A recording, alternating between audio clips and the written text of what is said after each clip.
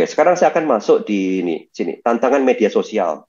Ketika warga kita banyak menggunakan handphone, kemudian WhatsApp dan media sosial yang lain. Ini satu yang harus dipahami tentang platform-platform itu. Ternyata itu ada di film Social Dilemma. Nah, ini saya sering sekali ambil contoh ini karena sangat menarik.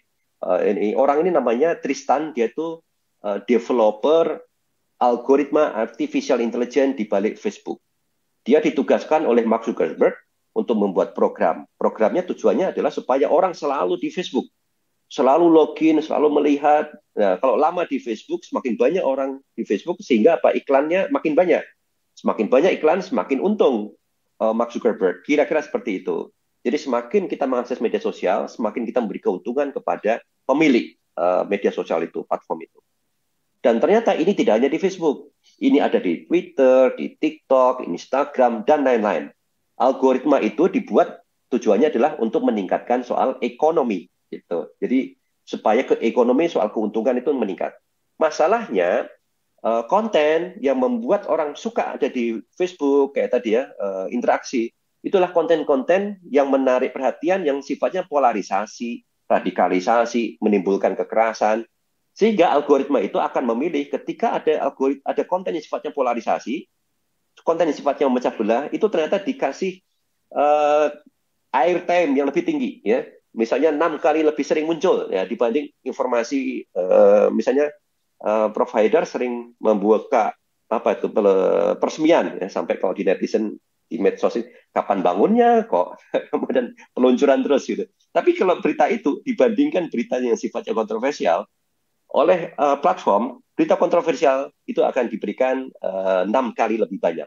Dan ini kalau dilakukan terus, ternyata menimbulkan polarisasi yang sangat tinggi di kalangan manusia.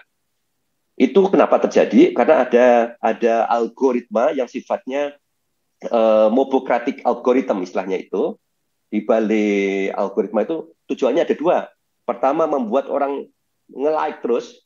Buat orang yang tidak suka berdebat, dia suka nge-like saja, jadi nggak suka memberikan pendapat, tapi suka like, share. Dia akan dikasih konten yang kira-kira dia akan sukain itu. Dan kemudian ada orang yang sukanya berdebat, itu suka berikan komentar, maka dikasih konten-konten yang membuat dia terprovokasi, sehingga ngasih komen. Dua sisi ini menyebabkan polarisasi yang tinggi. Nomor satu, menemukan echo chamber, karena jelas orang yang tidak suka pendapat orang lain, dia nggak akan nge-share kan, maka dia akan dikasih, dia akan membaca apa yang disukain saja. Dan flame war itu bikin perang. Jadi dua-duanya ini ternyata yang bisa meningkatkan engagement itu malah membuat polarisasi. Itu sudah terbukti misalnya di Amerika. Polarisasi perbedaan pendapat tahun 2004 antara Republikan dan Demokrat. 2004 belum besar. Ya. Ketika mereka sudah selesai pemilihan, ada isu yang harus dihadapi bersama, mereka masih bersepakat. Tahun 2017, selesai Pilpres, Donald Trump kemarin, ada isu yang sangat penting, mereka bisa tidak bersepakat. Misalnya soal COVID. Soal COVID sudah sama-sama pentingnya harus divaksinasi.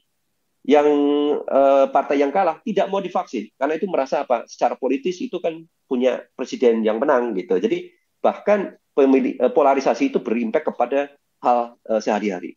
Kalau kita perhatikan ini kan sama di hari-hari yang sama gitu ya.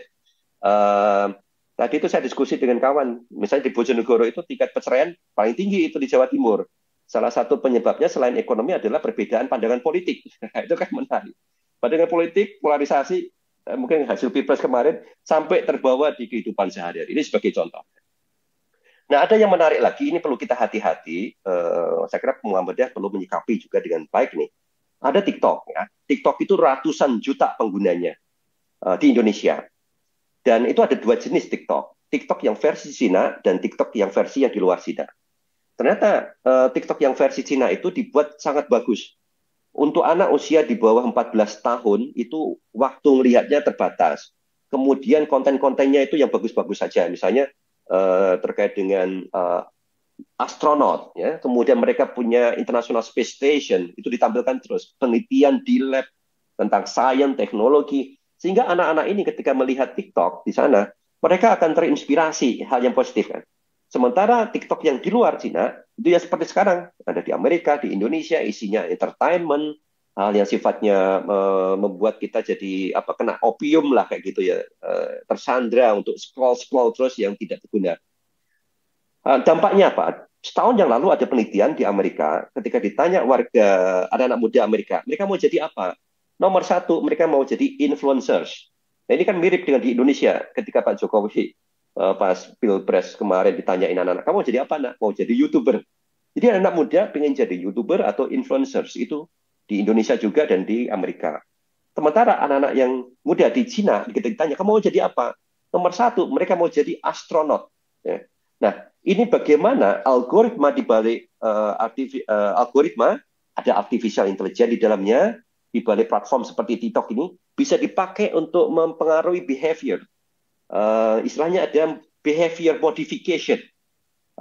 Algoritma, ada AI itu bisa dipakai menjadi alat perang dengan cara apa? Mempengaruhi behavior dari sebuah bangsa. Nah, ini kan bahaya sekali. Dan susah sekali sekarang gimana kita bisa mengontrol. Semua orang pada pakai TikTok ya mungkin sebagian besar lah pakai TikTok di Indonesia. Dan itu algoritmanya dikontrol oleh mereka yang ada di Cina itu misalnya. Nah, dan isu memban TikTok itu bukan hanya di Indonesia, terjadi di luar negeri juga. Karena masalah yang tadi. Ini yang perlu kita perhatikan karena di Indonesia itu masih sangat bebas TikTok dan lain-lain. Apa yang perlu dilakukan oleh Muhammadiyah terkait ini kan gitu. Nah, oke, kemudian saya akan kembali lagi ke informasi yang banyak menyebar. Kita sudah tahu tadi pola di Indonesia seperti apa, ekonomi sangat penting, warga Muhammadiyah suka mengakses di media sosial, akses handphone gitu. Nah, ada banyak disinformasi, akan saya ambil satu sampel, yaitu tentang vaksin aja misalnya. Vaksin itu ada pro-vaksin dan anti-vaksin. Banyak sekali disinformasi di sana. Disinformasi tentang politik dan lain ada deh gitu ya.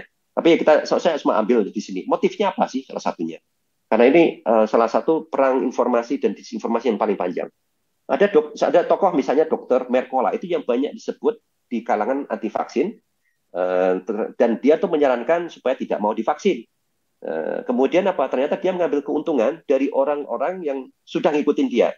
Dan dia dapat keuntungan yang sangat besar sehingga kekayaannya sampai 100 juta dolar tahun 2017 itu.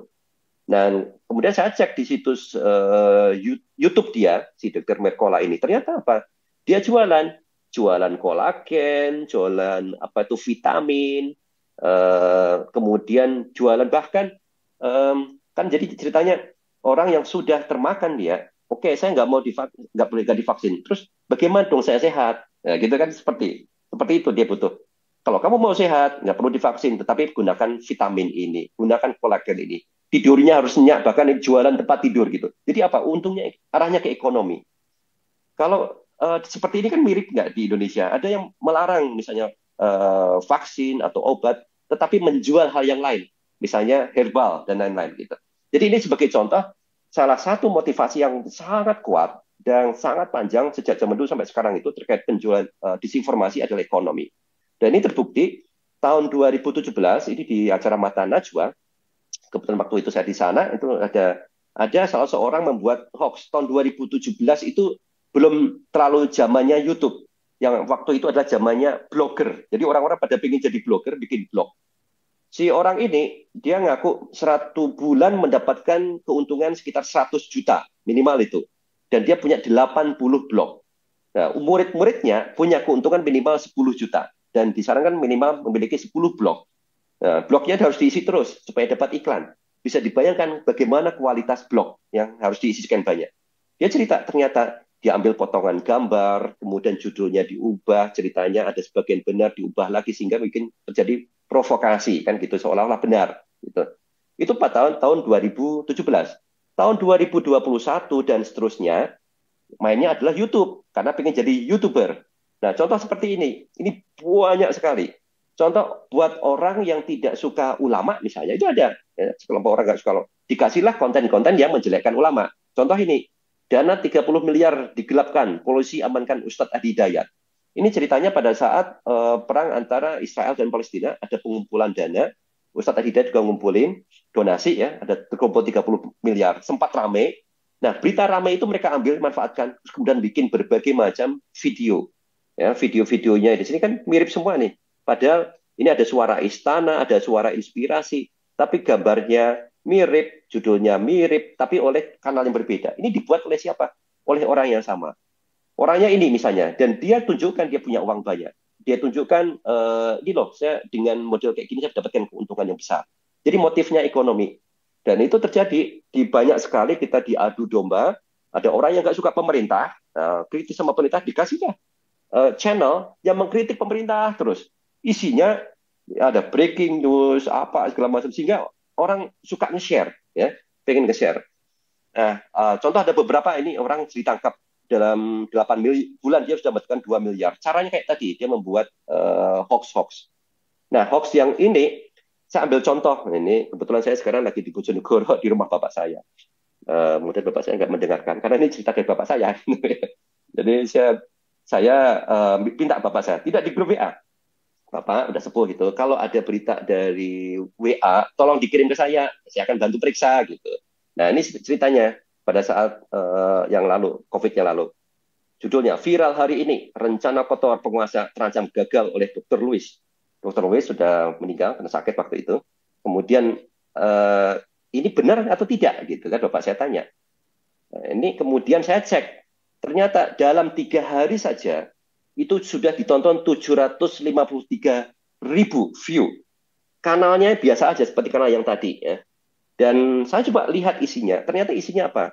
Ini dia ambil potongan seorang dokter, secara apa itu persepsi diambil dokter yang cantik, ya gitu. Jadi orang kemudian mudah menerima gitu bahwa vaksin itu tidak benar, obat COVID tidak ada.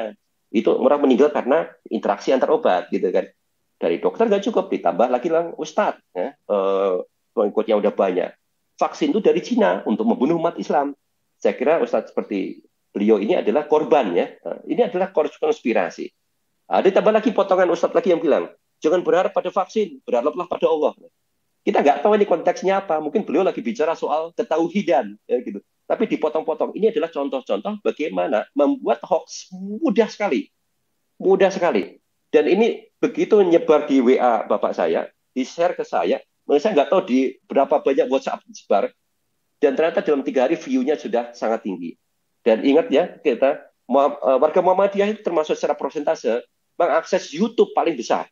Jadi ini potensi sangat besar ini kita bisa terkena hoax yang ada di YouTube karena susah sekali ngecek kebenarannya seperti ini, kemudian di-share di WA, dan kita pengguna WA yang paling tinggi, ya. Jadi ini harus hati-hati ini warga Muhammadiyah dengan data statik yang tadi, dengan behavior seperti ini bisa berbahaya dalam penyebaran.